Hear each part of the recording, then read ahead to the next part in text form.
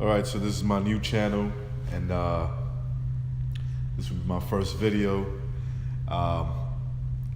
Had some issues with my Mr.Silva channel, so I decided to start brand new, and this would be my first video.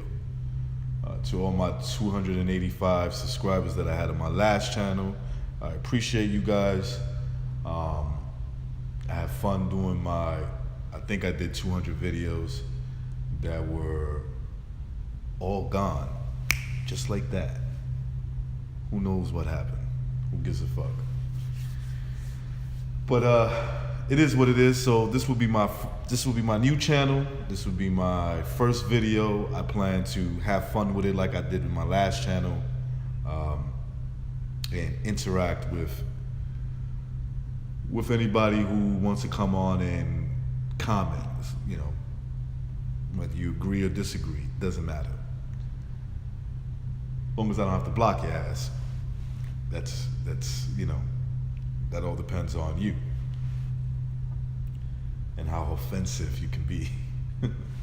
But anyway, so this Saturday you got Terence Crawford versus Julius Indongo on ESPN, and it's for all the belts at junior welterweight, right?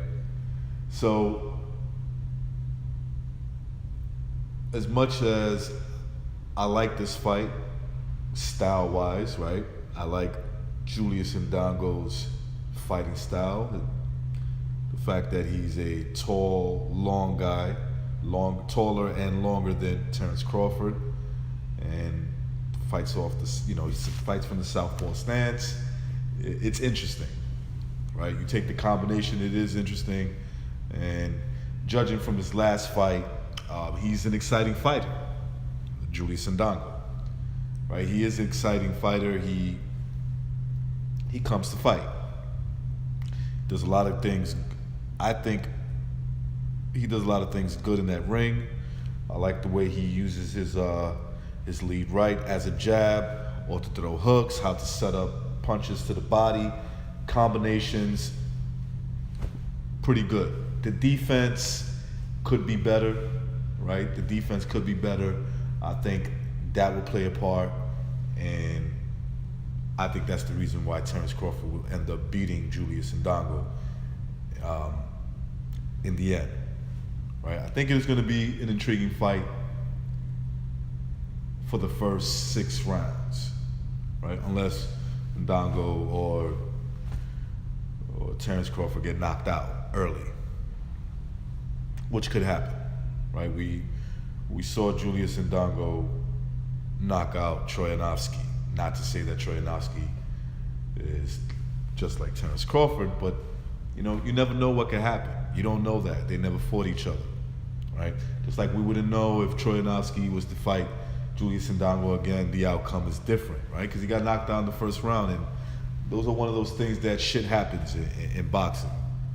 But, you know, hey, Indongo landed a punch, he took advantage of the opportunity, and he won. His backstory, I just admire the backstory of Indongo, right? A guy, this is a man who's 34 years old. I believe he became pro, he turned pro in 2009. Don't know why that is exactly, but he did. He turned pro kind of late in boxing terms, right? Kind of late in his career. I believe he would have been, what, 26, 25 when he turned pro. So that's, you know, that is a late start. But, you know, he was given the opportunity, and, you know, he's still undefeated to this point. And here he is with 2 straps. To me, going into this fight, Terence Crawford is the champion at junior welterweight, right? To me, he is the champion. I think Julius Indongo is the perfect challenger with 2 straps. He poses a stylistic, at least going into the fight matchup. You know, he does pose.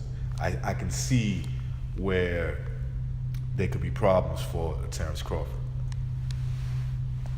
I expect Crawford to win. I do expect him to win. I think if the fight's close it's in Omaha, Nebraska, or rather it's in Lincoln, Nebraska.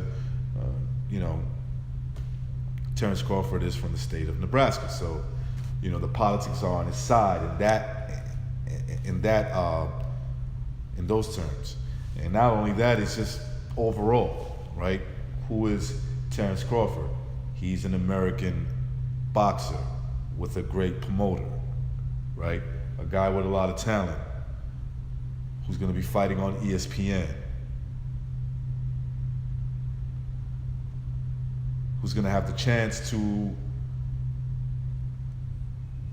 you know, to this legacy claim of being an undisputed champion. Although to me, you don't need all 4 belts to be the man at that weight class. But I guess, you know, that's the way it is. And,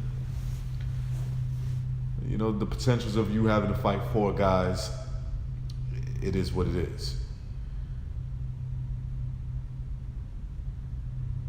I expect Crawford to win this fight. Besides the talent, I think the politics favor him. I also think that if you look at it from Julius Indongo's point of view, it's almost impossible for him to win this fight. Not so much in the ring, but outside of the ring, if you look at it from his point of view, you're talking about a guy who's going to have to pay 4 sanctioning fees in order to keep those belts. And, you know, how much money is he really making? Right? How much money is he going to make for this fight? I know hardcore boxing fans will say, well, you know, you don't have to worry about that. Who cares about that? You know, but you have to look at it realistically.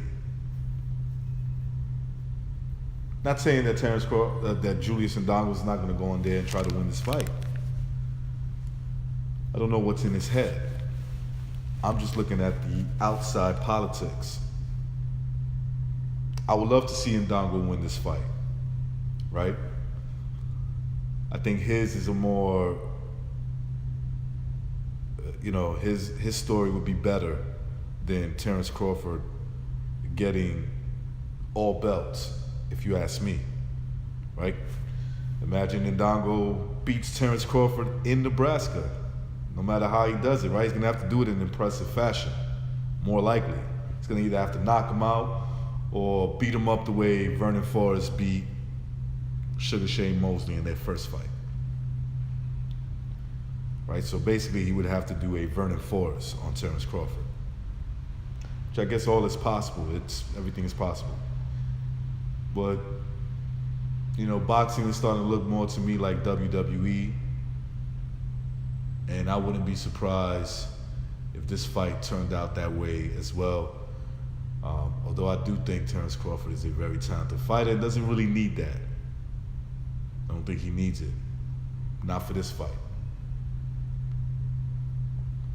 Who knows, maybe for no fights, you know? So there's a lot of interesting plots to this fight that I like to look at and express on this video. It's not the most significant fight. You need 2 characters to go with that, in my opinion. But it is an important fight. Yes, it's for Undisputed. To me, the most perfect system, and I think I said this in my last channels, in my last videos, is a 1 belt for every weight class. Make the champion of that weight class fight all top 10 fighters, or he has to fight within the top 10. Make the top 10 all fight each other. That way you can speed up the process.